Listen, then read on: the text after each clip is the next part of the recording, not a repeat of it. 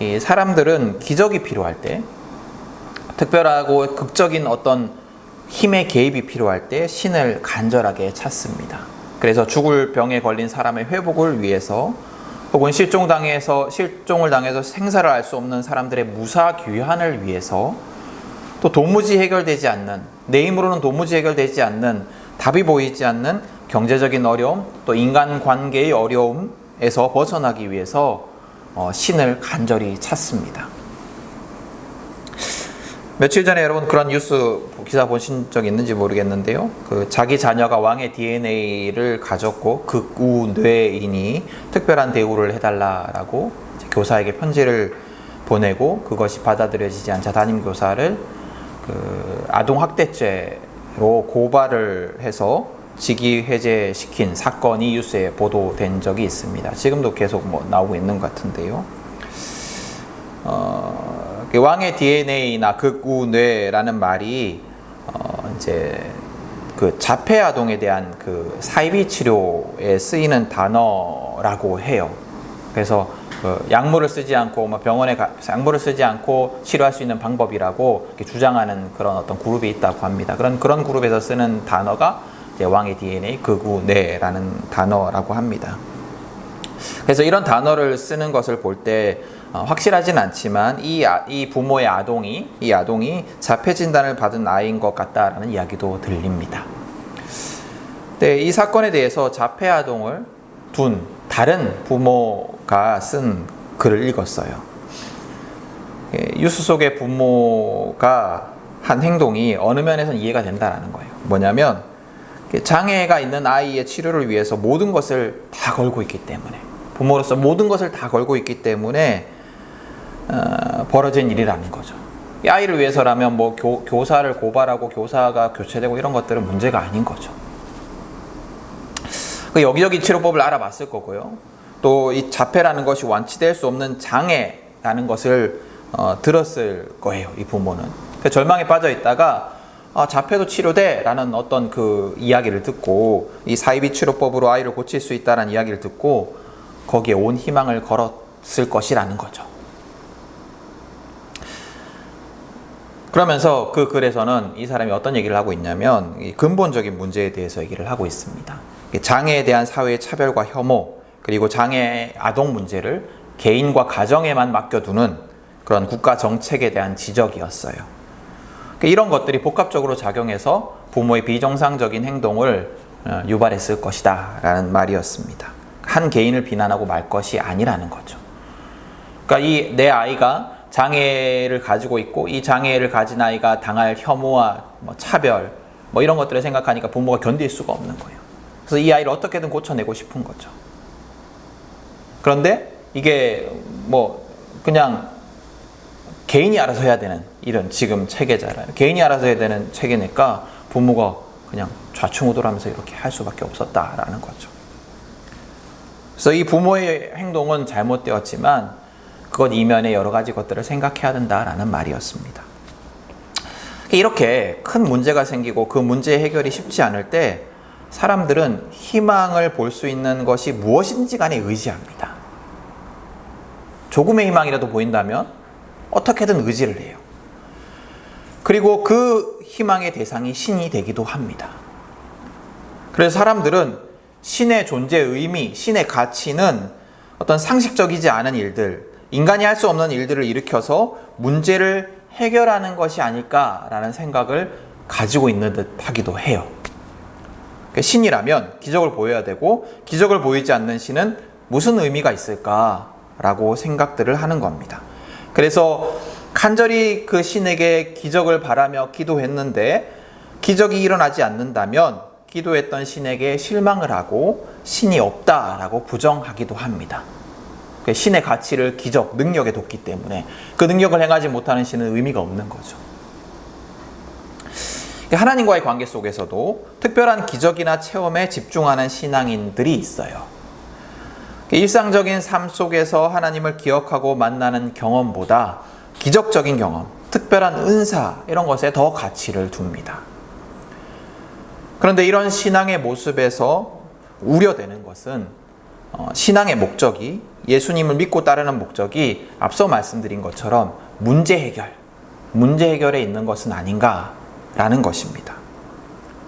신앙의 목적이 그냥 내 문제 해결되는 것, 내 문제 해결하는 것, 신의 기적적인 능력, 하나님의 기적적인 능력, 특별한 능력으로 내 문제 해결되는 것, 이것에 그치는 것이 아닌가라는 거예요.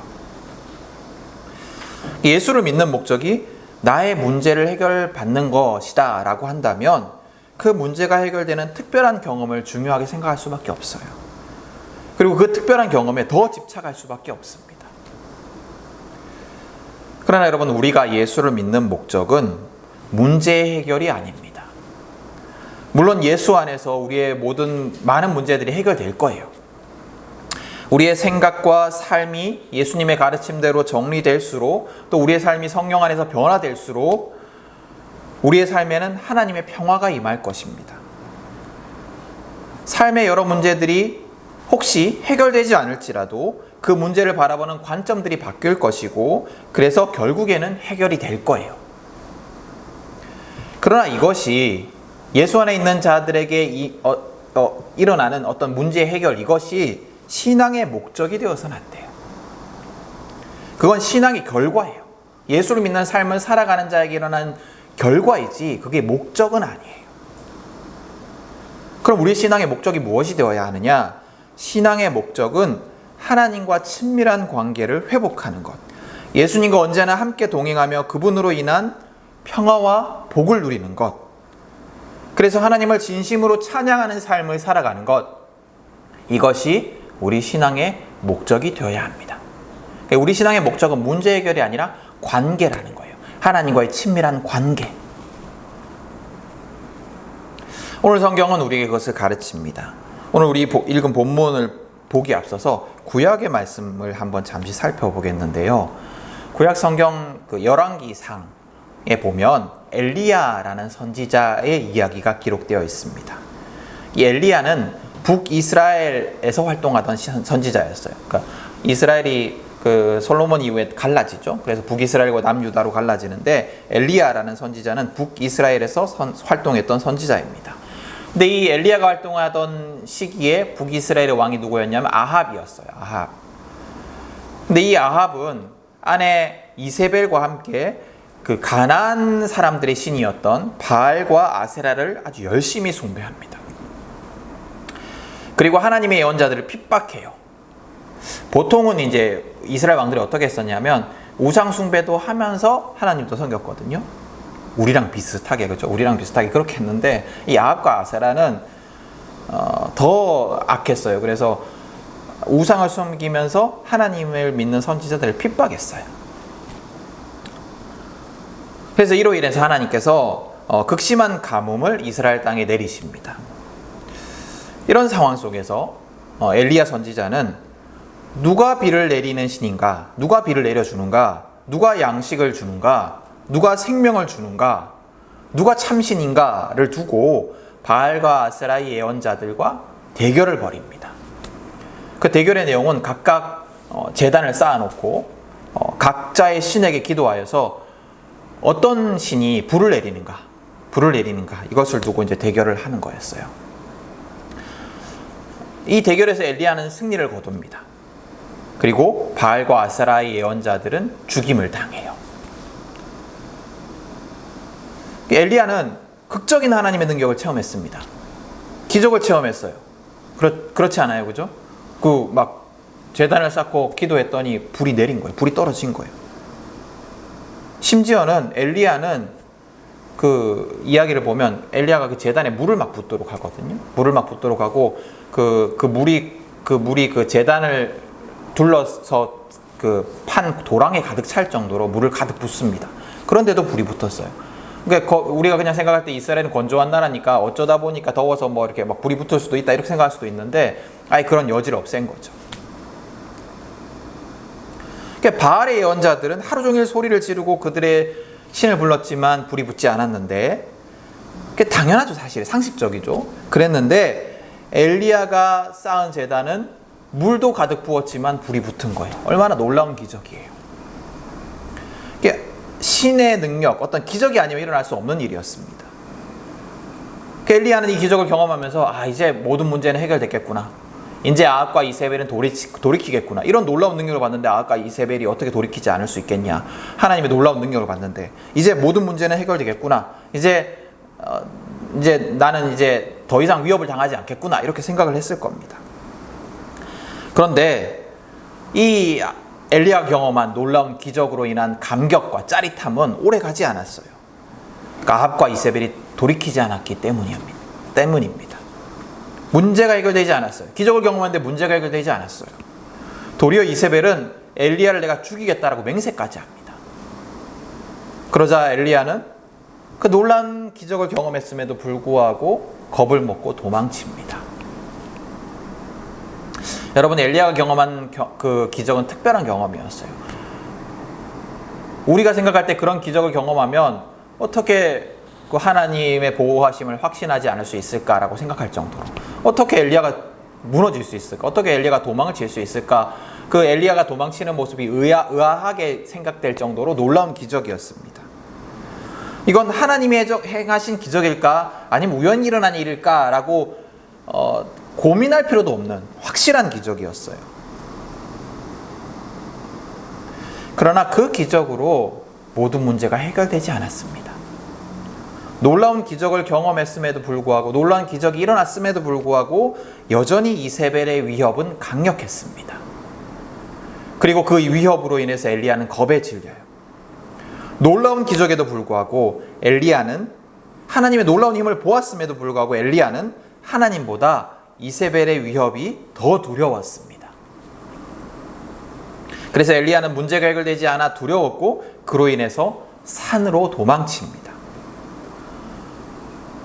근데 여러분, 이 이야기를 보시면 그때 그 엘리야를 회복시키시고 다시 일으켜 세운 것이 무엇인지 아세요?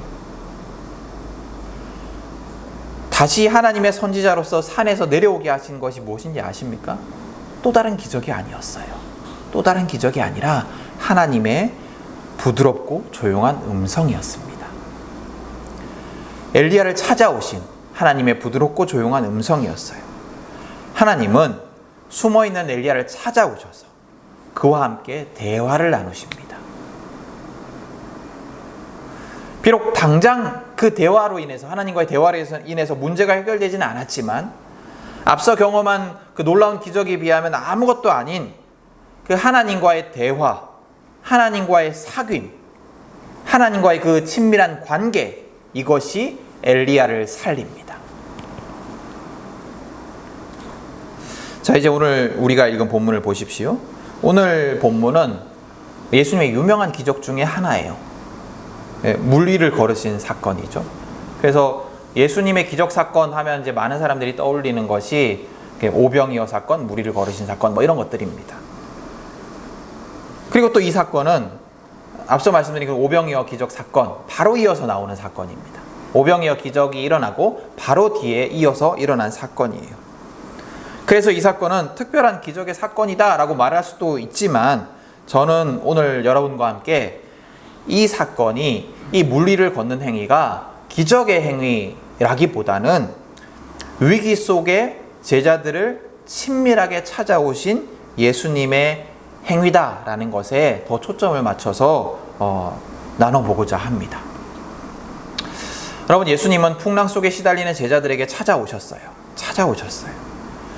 근데 여러분, 조금만 생각을 해보면 이 예수님의 행동은 조금 어색해요. 왜냐하면 우리가 잘 알다시피 예수님은 그냥 말로 꾸짖어서 풍랑을 잔잔하게 하실 수 있는 분이십니다. 이미 마태복음 앞선 장에서는 풍랑 속에서 막 배에 주무시다가, 사건 아시죠? 배에 주무시다가 제자들이 막 깨우니까, 우리 죽게 생겼다고 깨우니까 예수님께서 일어나셔서 말로 꾸짖어서 잠잠하게 하셨던, 그 풍랑을 잠잠하게 하셨던 예수님 모습을 기록하고 있습니다. 이미. 근데 오늘 예수님은 그렇게 하지 않으시고, 그렇게 하실 수 있잖아요. 그게 더 확실하고 더 간단하게 문제를 해결하는 방법이지 않습니까? 그런데 그렇게 하지 않으시고 직접 제자들을 찾아오십니다. 물 위를 걸어 오신 것, 이게 분명히 상식적이지 않은 일이고 분명히 기적적인 사건이긴 하지만 사실 제자들이 지금 경험하고 있는 풍랑, 이 풍랑이라는 문제를 해결하는 데는 아무 소용이 없는 그런 일이었어요. 그런 사건이었어요. 그렇잖아요. 뭐 풍랑이 일어나는데 예수님이 뭐 물리를 걸어오시든 그게 무슨 소용이겠어요. 제자들이 그 상황에서 바라던 기적은 아마도 풍랑을 잔잔하게 하시는 예수님이었을 겁니다. 그런데 왜 예수님은 풍랑을 꾸짖어서 잔잔하게 하지 않으시고, 그렇게 하실 수 있는 능력이 있으심에도 불구하고 왜 그렇게 하지 않으시고 제자들에게 가셨을까요?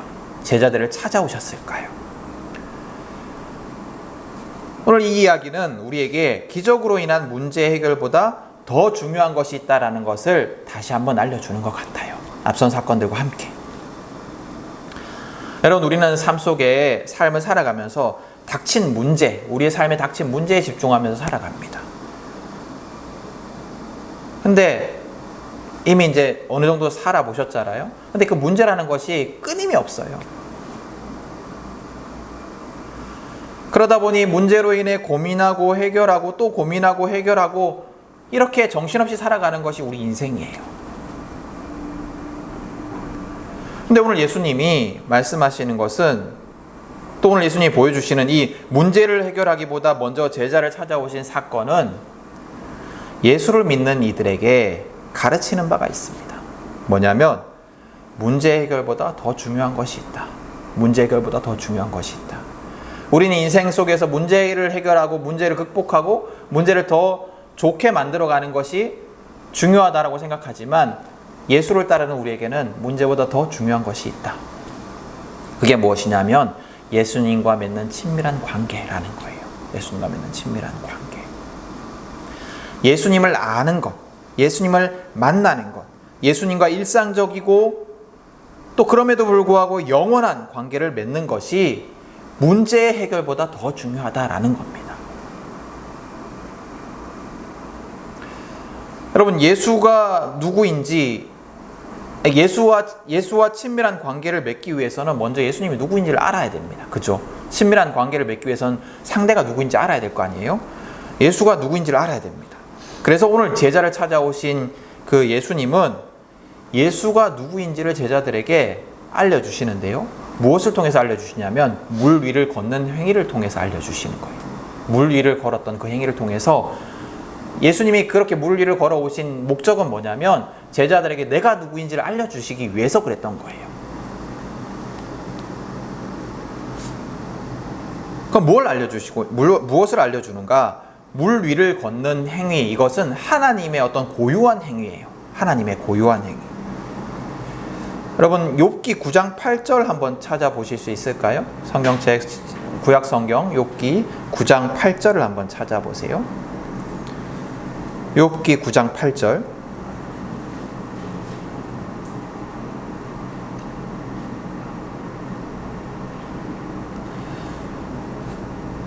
욥기 9장 8절 제가 한번 읽어보겠습니다. 욥기 9장 8절 어떻게 기록되어 있냐면 어느 누구에게 도움을 받지도 않고 하늘을 펼치시며 바다 괴물의 등을 짓밟으신다.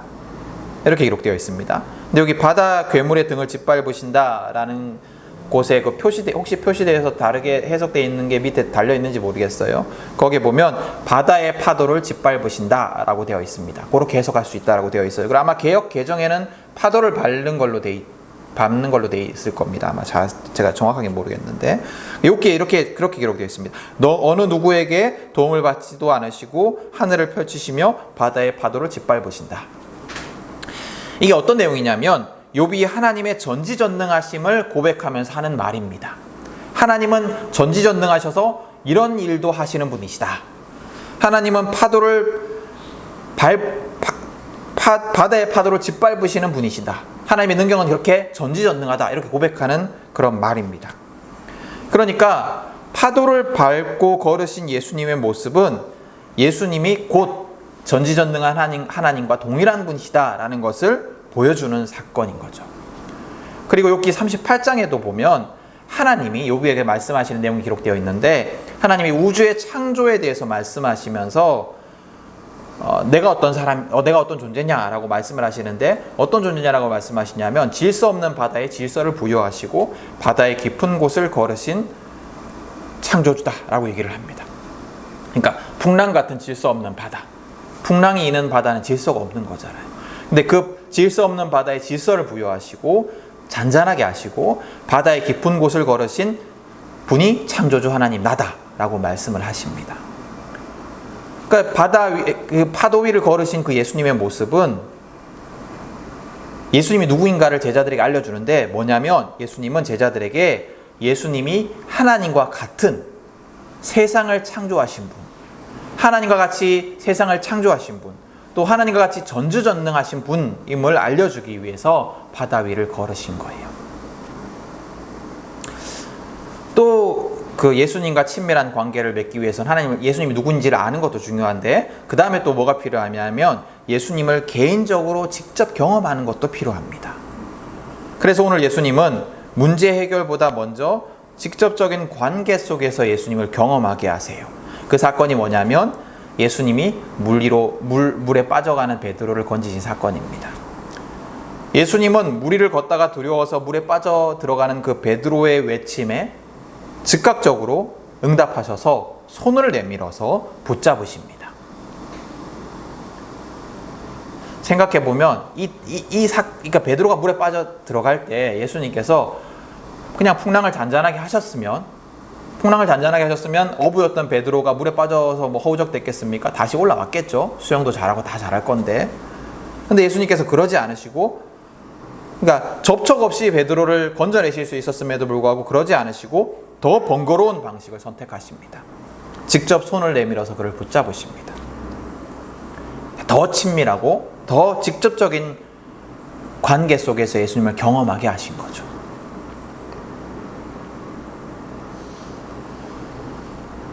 우리가 예수님과 어떤 친밀한 관계 속에 있기 위해서는 이 두 가지가 필요해요. 오늘 이야기에서 말씀하는 바는 이 두 가지예요.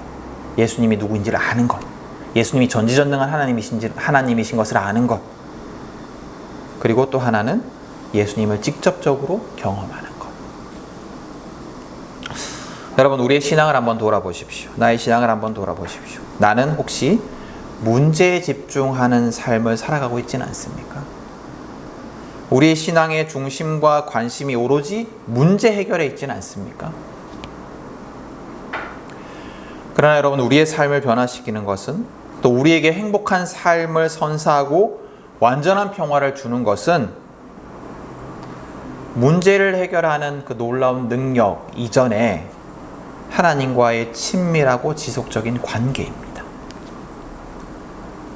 사소한 것에서부터 큰 것에까지 하나님과 늘 함께하며 하나님을 경험하는 삶이 우리에게 중요해요. 그래서 우리가 하나님 안에서 추구해야 하는 것은 내가 가지고 있는 문제가 해결되는 것이 아니고 하나님과 언제나 동행하는 삶입니다. 하나님 말씀을 가까이 하고, 그렇기 때문에 삶의 순간순간 하나님의 가르침을 떠올리고 그 말씀대로 살아가려고 애쓰는 일상이 우리가 추구해야 하는 삶입니다. 그것이 문제 해결보다 훨씬 더 중요한 거예요. 그렇게 살아가면 우리의 문제가 해결돼요. 결과적으로. 문제는 중요하지 않습니다. 하나님과의 관계가 중요한 거예요. 하나님과의 친밀한 관계 속에서 우리의 문제는 어떤 방식으로든 해결될 거예요. 여러분, 예수님은, 오늘 제자들을 찾아오셨던 이 예수님은 우리를 찾아오십니다. 우리에게도 동일하게 찾아오십니다. 심지어 우리가 믿는 자이든 아니든 예수님은 우리를 찾아오세요. 그것이 복음의 놀라움이에요. 복음은, 그리고 예수님은 언제나 우리 가까이에 있습니다. 그래서 복음을 받아들이는 일이 어려운 일이 아니고 예수님과 동행하는 일 또한 어려운 일이 아닙니다. 예수님이 늘 우리 가까이에 계시기 때문에, 우리를 찾아오시기 때문에. 만약에 예수님이 우리에게 다가오시지 않는 분이라면 우리가 예수님을 만나기 위해서는 엄청난 노력을 했어야 했을 거예요. 엄청난 희생을 치러야 했을 겁니다.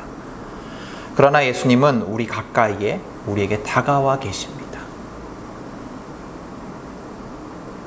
예수님과 동행하십시오. 우리 곁에 계시는 예수님과 동행하십시오. 문제 해결에 집중하여서 살아가지 마시고, 내 곁에 계신 예수님을 놓치고 살아가지 마시고, 문제 해결에 집중하여서 오늘 엘리야처럼 자주 무너지고 실망하고 걱정하는 삶을 살아가지 마시고, 예수님과 친밀하게 사귀십시오. 예수님과 친밀하게 동행하십시오. 그리고 문제 해결에 얽매인 삶을 살아가지 마시고, 문제의 그 노예된 삶을 살아가지 마시고, 예수 안에서 자유와 평화를 누리십시오. 오늘 성경이 우리에게 가르치는, 그리고 선포하는 복음입니다, 이게. 그리고 여러분, 우리뿐만이 아니에요. 문제에 집착하여 살아가는 우리의 많은 이웃들이 있습니다. 예수를 알지 못해서 그렇게 살아가는 이웃들이 더 많이 있습니다. 그 이웃들에게도 예수님은 찾아와 계세요. 그 이웃들에게 당신의 가까이 와 있는 예수, 그 예수를 전하십시오. 복음을 전하십시오.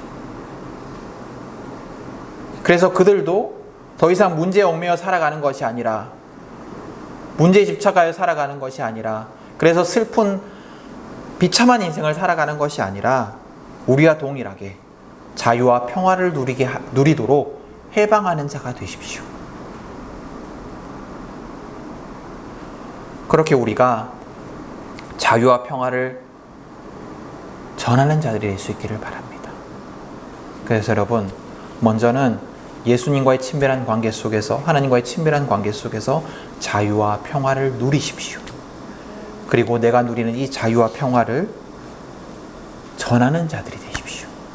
그렇게 복음을 전하는, 그렇게 또 자유와 평화를 누리는 우리 모두가 될 수 있기를 축복합니다.